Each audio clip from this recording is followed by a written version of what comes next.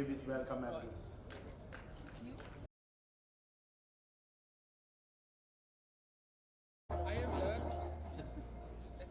Mr. Santosh Jha to address the gathering. Thank you. Your Excellency, Minister of Foreign Affairs, Mr. Vijita Herat, senior officials from the Government of Sri Lanka, Mr. Kishore Reddy, President of the Sri Lanka India Society, the members of the Sri Lanka India Society, my dear colleague Satyanjal Pandey, Deputy High Commissioner, distinguished guests, ladies and gentlemen. Good evening, namaskar, ayubovan, vanakkam. It's always a delight to be among friends in an evening like this of Sri Lanka India Society. And it's a double delight for me because, as I have often mentioned in the past, I have been associated with the society when, in my earlier stint here, I used to be the nominee to the society's executive committee. So a very special feeling coming to these gatherings and meeting the old friends who have nurtured, built, and deepened our relationship at the people-to-people level, at the country-to-country level, at the government-to-government level. So really very happy to be here. I must also, since it is the occasion to mark the 78th Independence Day of India, I'd like to thank you all for joining for that purpose as well. And my greetings to those Indians who are here celebrating this occasion. I'm also the patron of the society, so it's quite a sort of a paradoxical that I'm also the guest of honor, so-called, which I do not understand. If you are the patron of the society, you belong to the society, you can't be a guest. I'm actually the host. But anyway, thank you for the kind sentiment, President of the society, Mr. Reddy. Look, I mean, we have gone through an extraordinary year in both India and Sri Lanka.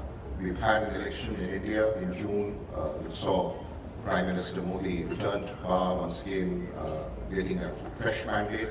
And in Sri Lanka, we have seen quite a historic election here where there is a new leadership in place based on the mandate of the Sri Lankan people.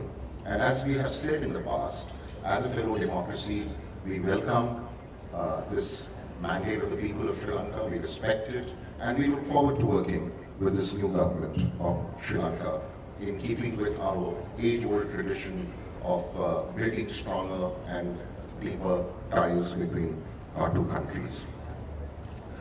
What to say of the India-Sri Lanka relationship? I think I've been here for more than 10 months now and have said quite a lot. But frankly speaking, for us, cooperating with each other is mandated by the realities of our existence. We are intertwined by geography, by our prosperity, our future, our history, our tradition, anything that we can speak of. The Honorable Minister was mentioning that this is a mixed cultural performance because there was a Bharatanatyam dance as well as the Sri Lankan candy element in it. And I said it could be purely Sri Lankan because there are Tamils in the north and the east and in central province who practice this, and Sri Lanka has excellent tradition of classical Indian dance performances.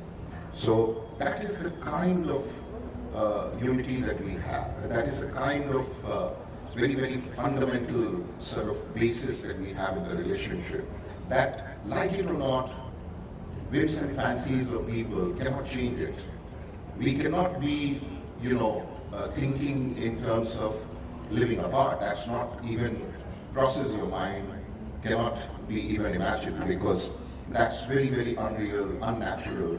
And that is where I think when we say we are deeply intertwined, deeply interlinked, and sort of having no choice but to cooperate, this is where I come from. And it is a very honestly felt feeling.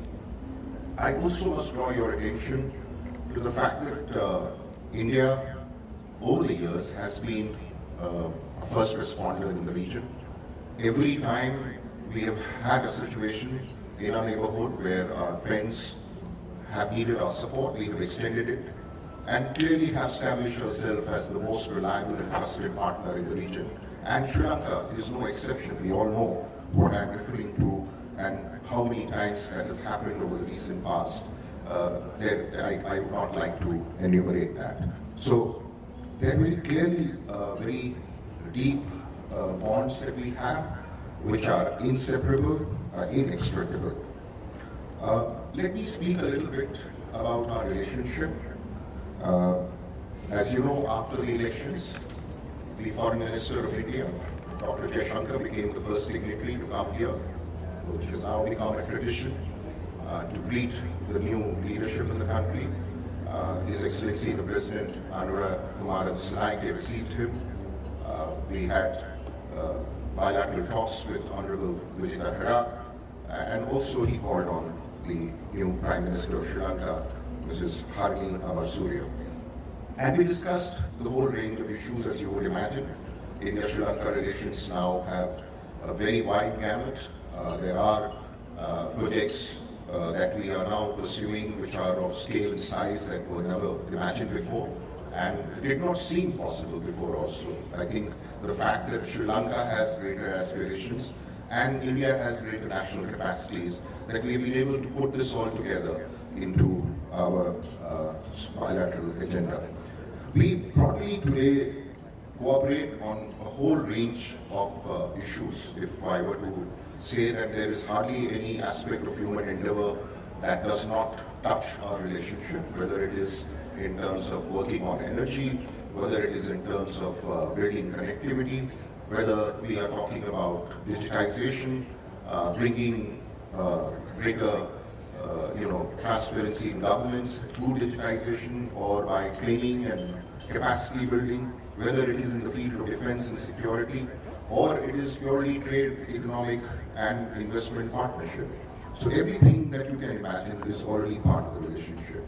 And there are several layers to it. The first layer, I would say, are these large connectivity projects in infrastructure, which is about bringing energy resources, creating the conditions in Sri Lanka to be able to bring down the cost and make Sri Lanka a more attractive investment destination.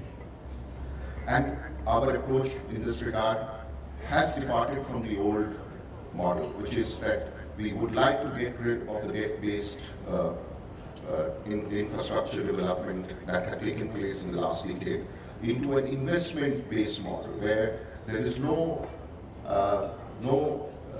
implications for the exchequer in Sri Lanka, there is no pain to the taxpayer in Sri Lanka, that we create models that are self-funded and without bringing any burden to the population in Sri Lanka. Then we of course have this broad development cooperation rubric, which is various types of projects which are done under grant assistance from India, which are basically from some aspects of infrastructure development, but also covering the daily lives of the people, making an impact at the ground level with small amounts of investments, creating the kind of possibilities that impact a large number of people in Sri Lanka, bring benefits to the poor, the underprivileged, the vulnerable sections, and that is what we call the high-impact community development projects. And in fact, today I had the privilege and the honor to sign an MOU to extend greater assistance for upgradation of 9 plantation schools in Sri Lanka. I also attended a ceremony which was a concluding ceremony for the STEM teacher trainers that had come from India to train teachers in Sri Lanka, to train intern students in Sri Lanka in different provinces, including Western, Uva, Sabaragamuwa, and mostly in the central province. So this is the one aspect of our development cooperation. There is a bigger one where we go province-wise, we create comprehensive package, again very small micro projects, which then when we put it together, the number of people it touches is really large. And then we have now taken a decision to do even larger grant projects like the KK Sport Modernization Project, or the Sri Lanka Unique Digital Identity Project, which are both grant projects of significant amount.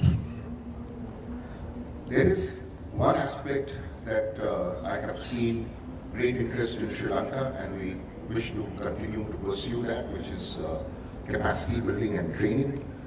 We are looking at creating new frameworks, but existing frameworks are also there under the ITEC, the ICCR scholarships, the assistance that we render to students in Central Province for the school education. There is also a new program that we have implemented in Eastern Province and Northern Province for scholarship to people pursuing education in universities. We have 700 ICCR scholarships on offer annually and 400 ITEC slots, which cover basically expertise in different domains for which short-term training programs are arranged in India. And we have now recently begun a new project under which we are sending senior civil servants, 300 of them each year for the next 5 years for training in Indian institutions. A couple of months ago, we arranged for the first time training for first-time recruits of the Sri Lankan Foreign Ministry in the Indian Foreign Service Institute. So basically, there is a very, very wide gamut that I would say exists in terms of our outreach to Sri Lanka, support that we extend to Sri Lanka, and the relationship that we have with Sri Lanka. Then there is, of course, the trade, investment, and the commerce relationship, which is where I think we all know that India has traditionally been the largest trade partner. Often people say that we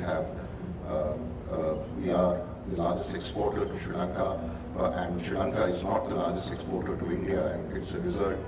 As a result, there is a big deficit that is there, which is real. I mean, there's no doubt about it that one needs to work to create more opportunities for Sri Lankan exports, and that is where the opportunities to be created in Sri Lanka for more investment, creating production capacities becomes very important.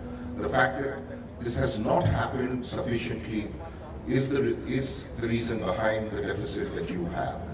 You cannot blame the free trade agreement for it. The free trade agreement has been very, very generous. I will give you 2 or 3 pointers that would make it very clear to you that it has been very generous from the Indian side.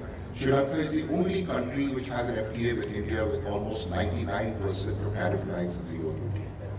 In turn, Sri Lanka only opens up 85% of its tariff lines.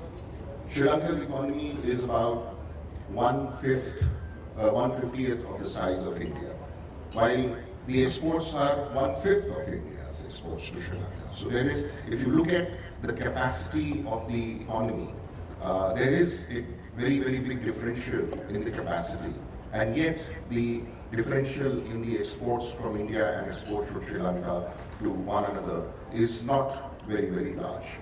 And frankly speaking, having done this work many years ago, Sri Lanka's exports to India used to be about $50 million at the time when you had the FTA enforced in 2000.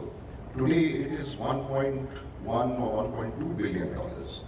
Now imagine going from 50 to that, and the fact that 70% of the exports that Sri Lanka makes to India are benefiting from the FTA, while on the other hand, India only utilizes 5% of its exports for FTA through the FTA route. So there is a tremendous benefit, in my opinion, backed by the facts, and sometimes the hearsay tends to be very different, and the concern about deficit is something that is genuine and we need to address it. But at the same time, Sri Lanka has to look at creating investment opportunities and creating the kind of production economy that I think the new leadership in Sri Lanka is looking forward to. So on the other hand, as an investing country, also India has been one of the largest investors. In fact, in the last 4 to 5 years, we've been the largest investor in Sri Lanka. And this is good investment I'm talking about, the one that does not create burden on the people, but creates jobs, opportunities, enhances the GDP of Sri Lanka. And this is one that needs to be increased, expanded instead of the bad investment, which chases out this good investment and doesn't create a fair play for the incoming investors. So it's very, very important. And as we know, as part of the economic relationship, one of our principal objectives have been to promote tourism into Sri Lanka. India already contributes 1/5 of the tourists into this country. But as you know, even our leadership in India, famously the External Affairs Minister earlier this year made a statement saying that if you want to have a holiday, go to Sri Lanka, which became viral on the internet. And this is probably an example that Sri Lanka is actually occupying a fairly central place in the minds of our leadership. That when we are even addressing our audience, that we are promoting opportunities and creating synergies between our two countries. So very clearly, we are at a very, very important juncture in our relationship. I have nothing but optimism to convey to you. Our relationships have never been better than ever before than what it is today. And I'm very, very sanguine that as we go along in the next year, trying to imagine to some extent this relationship, it will be going farther and farther. That is the only option.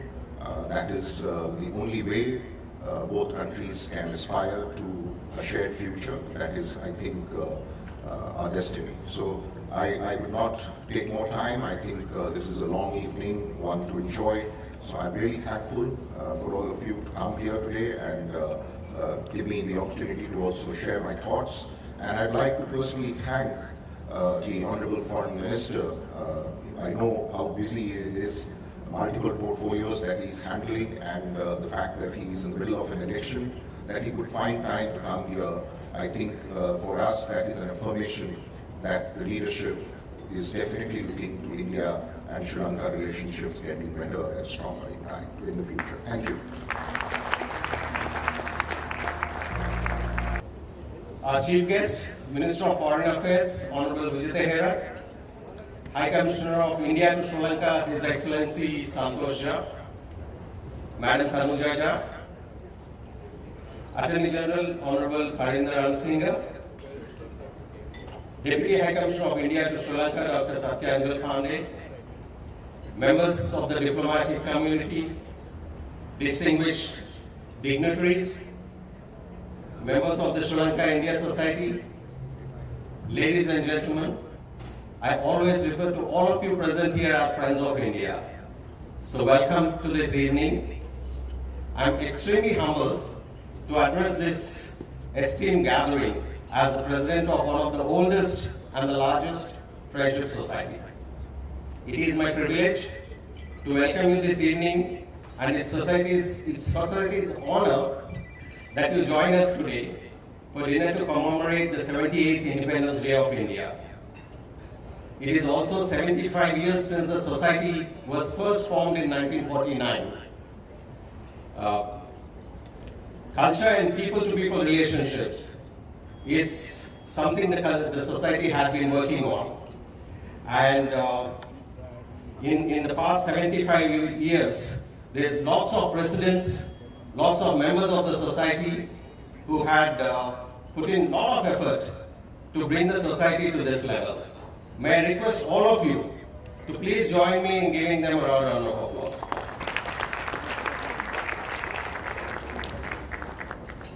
It is customary and it's an usual practice that the society celebrates and commemorates Indian Independence Day in the month of September or October, and the Sri Lankan Independence Day and India's Republic Day in March. India and Sri Lanka have multifaceted relationships characterized by historical, geographical, cultural, and economic ties. The relationship between both countries only stands to grow stronger. Both countries have a legacy of intellectual, cultural, religious, and linguistic interactions. In recent years, the relationship has been marked by close contacts at all levels. Trade and investments have grown, and there is cooperation in the fields of development, education, and culture. both countries share a broad understanding on major issues of international interest. For two close neighbors with shared history of civilization linking back to several millennia, it is but natural that cultural interaction be a very important aspect of the bilateral relationship. Encouraging and exchanging and promoting culture and strengthening people-to-people bonds is the primary objective of Sri Lanka-India Society. Honorable Minister, the Society would like to first congratulate you and the President, His Excellency Anurag Kumar Dissanayake, in winning the People's Mandate and becoming the 9th Executive President of Sri Lanka. People of Sri Lanka had made everyone proud in having a very peaceful election and moreover, a very smooth transition. And every Sri Lankan here should be proud of this achievement.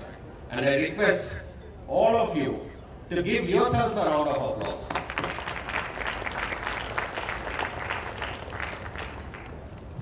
Honorable Minister, it is commendable to see President's vision and commitment to build a strong Sri Lanka.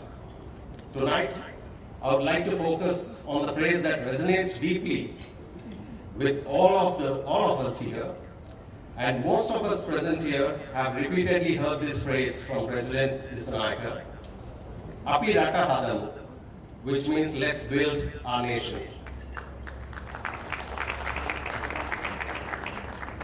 The President and the government is sending strong message to emphasize unity, responsibility, and national pride, which highlights the meaning behind Api Rata Hadamu. This simple yet profound phrase carries a sense of responsibility, unity, and collective ambition. It is a reminder that the task of nation building does not lie with a select few, but with every one of us together.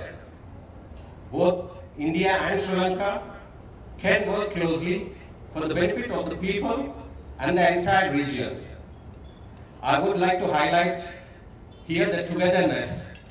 The Sinhala word for this is ekatu vela. And adding this to the President's quote, I would say, "Api ekatu vela rata hadamu."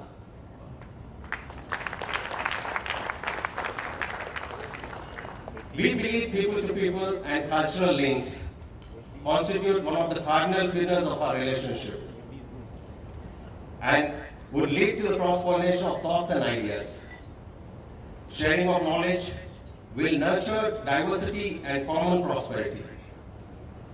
The last event was the Gandhi Celebration organized by the Sri Lanka-India Society.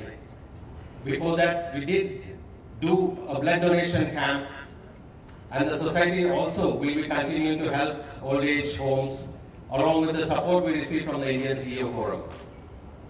Our members actively participate in the Diwali ball that's being organized by the Colombo Indians in the next week. I mean, it's on the 26th of October. And most of the people here participate as joining hands with the Indians. So majority of the participants are actually Sri Lankans, joined by the Indians and other expats living here. So we look forward to seeing all of you at the Diwali ball as well. To celebrate this people-to-people bond and further strengthen, I'll request somebody to give me a glass of water to toast. May I request all the distinguished gathering present here this evening to rise up and join me in a toast to our great countries, India and Sri Lanka.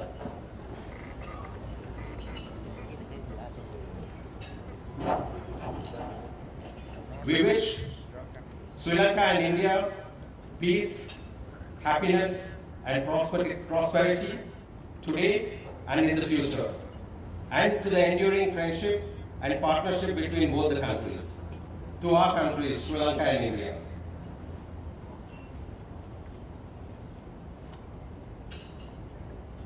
Thank you. In closing, I would like to mention that it has been my privilege to serve the Society as a president for a very long period now. And I'm proud to announce that by the time we meet for the next event, for the first time in 75 years, the office of the President of the Sri Lanka India Society will be held by a lady. Mrs. Yamuna Ganeshalingam, congratulations, and I would like to wish you all the best. And I'm sure everyone of the members as well as everyone present here will extend the same support and love that I have received. All the best to you, ma'am. And thank you all.